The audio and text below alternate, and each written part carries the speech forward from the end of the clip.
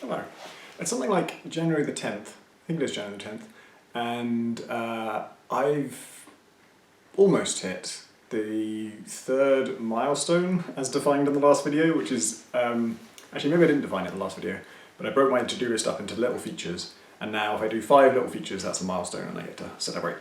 I haven't really been doing that much celebrating because I've just been storming through them. It's amazing. My New Year's resolution was to work harder, and so I am I'm not overdoing it, I'm not burning myself out, I'm just doing basically a full day's work, which I wasn't really doing last year. Last year I was exploiting my freedom to not work all the time and working whenever I felt like it. But it turns out I'm actually happier if I work like not a set number of hours, but just sort of consistently. Just put in a good day's work every day and take breaks whenever I want, but actually get something done. And that, combined with I think a lot of luck and this new milestone system, has mean I've just been knocking these features out at an amazing rate. Actually, I can tell you what the rate is because it's very simple. It's been 1 per day so far, which is not sustainable. There's no way, the rest of my to-do list is like 30 items or something. I've done like 13 this year already, and it's the 10th of January, or since Christmas actually. But that won't keep happening, and certainly the game's not going to be done in 30 days. Don't think anything like that. It's going to be a long time. But the encouraging thing is that I'm getting really quickly towards this point where the game will be kind of not maybe feature complete. Yeah, I think you probably feature complete is the term for it.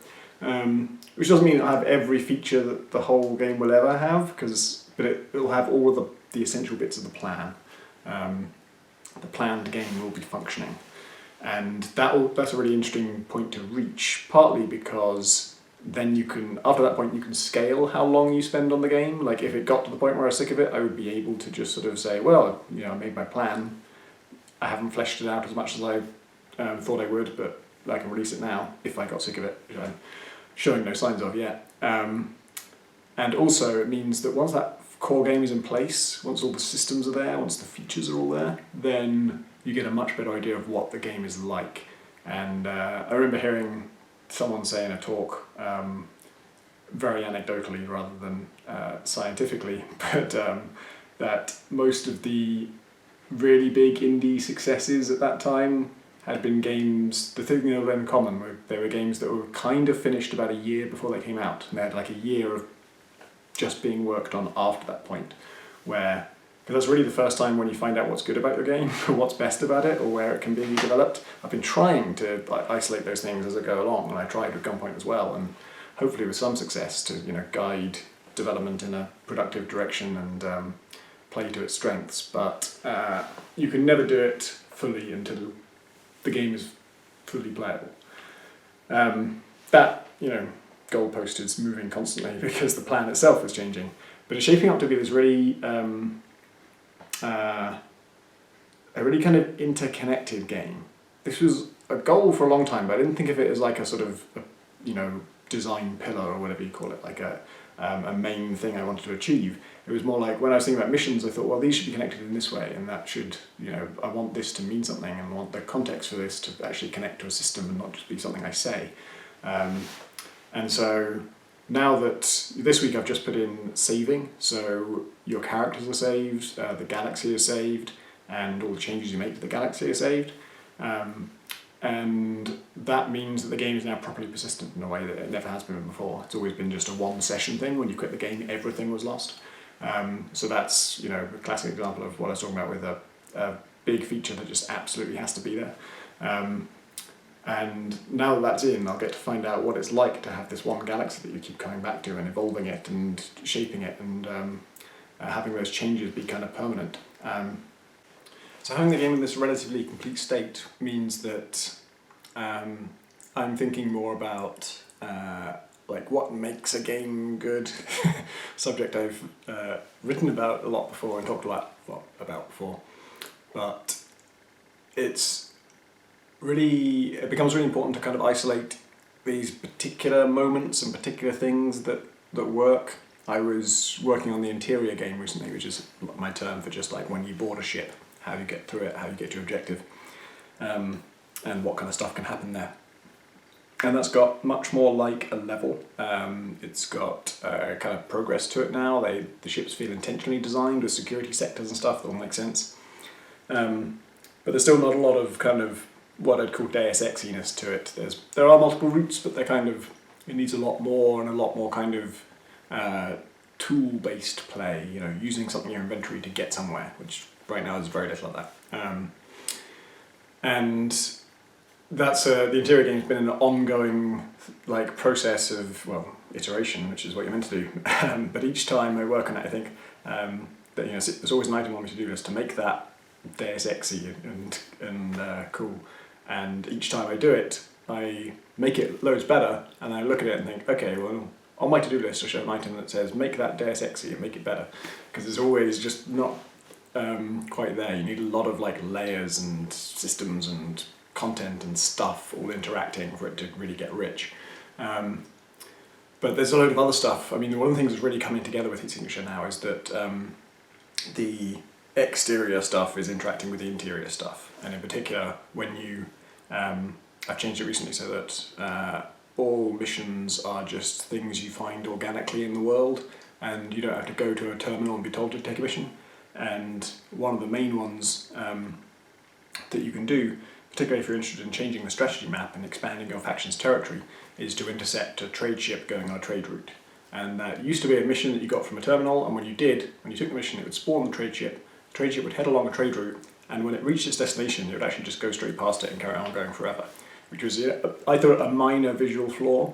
And then, now that I've put them in properly, and it's all properly systemic, they spawn from one station and they go to another station, and when they arrive at that other station, they're gone.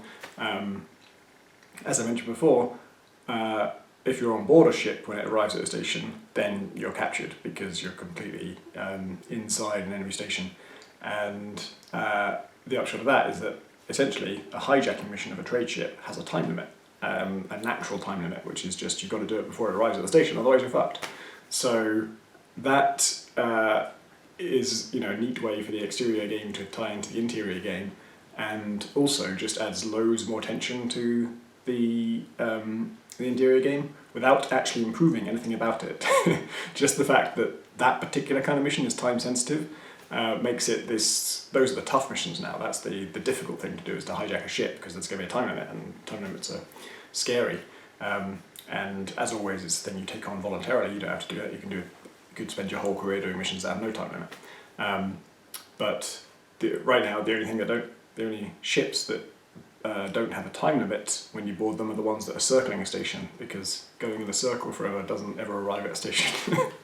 And I think the third type of like ship movement I'll have is one that are just kind of out there in the black, and they're maybe heading towards a distant station. So like technically there's a time limit, but it would be like, you know, 13 minutes or something. So you wouldn't have to worry about it. And yeah, just the adding time pressure to that one kind of mission is it's really cool how much it changes it, because one thing I've always known about Heat Signature is it has great ways to get out of a sticky situation, but it didn't have a lot of sticky situations. You would never really get trapped, you'd never really get cornered. If a guard's coming towards you, you just wait by the side of the door and you smack him in the face with a wrench when he comes past. And I toyed with adding armoured guards, which I think I still will do if I have time, but it's not like a core feature. And weirdly, the time limit is the tricky situation. That's the rock and a hard place that you get stuck between, and you have to think your way out of. And if you are at the front of the ship, you're often near a window, so you can just shoot the window and blast yourself into space, which is great. If you are not near the front of the ship, but if you're close enough to the back, you could shoot a fuel barrel to destroy that module and suck yourself out.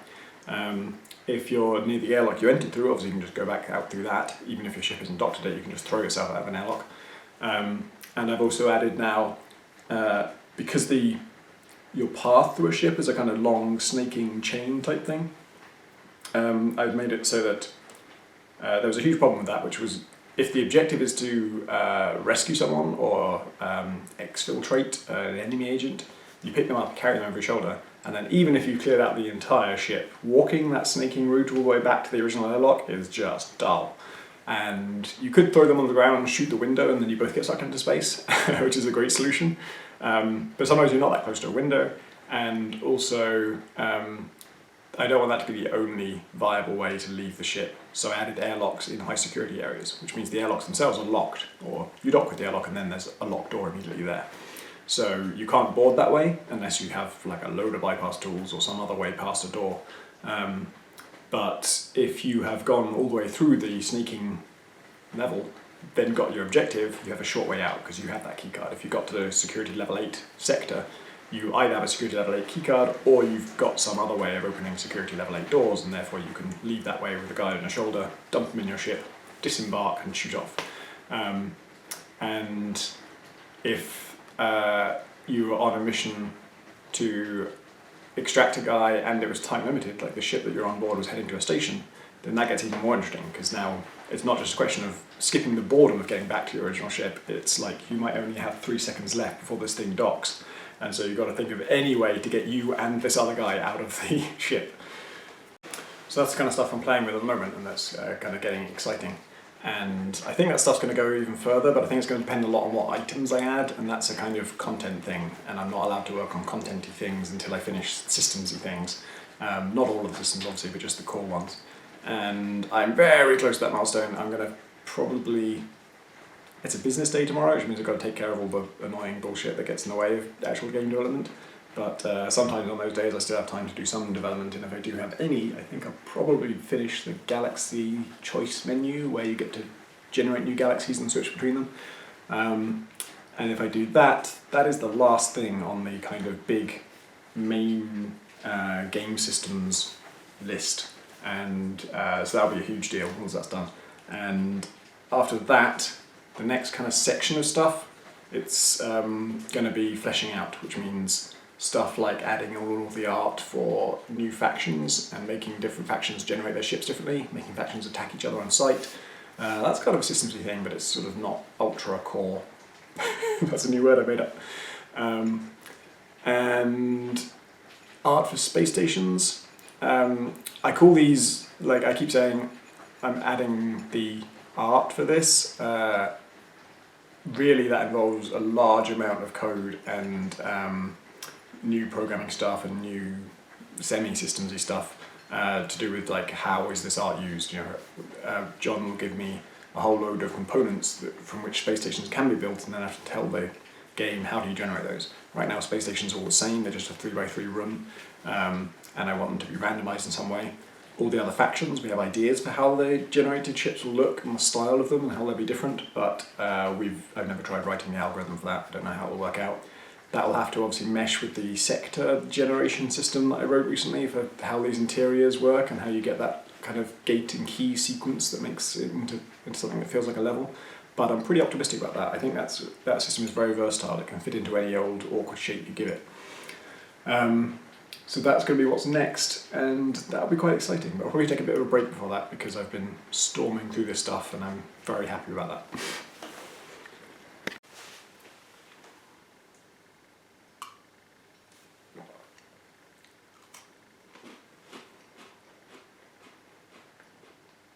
Digestive biscuits are like a mix between sugar, salt and sand.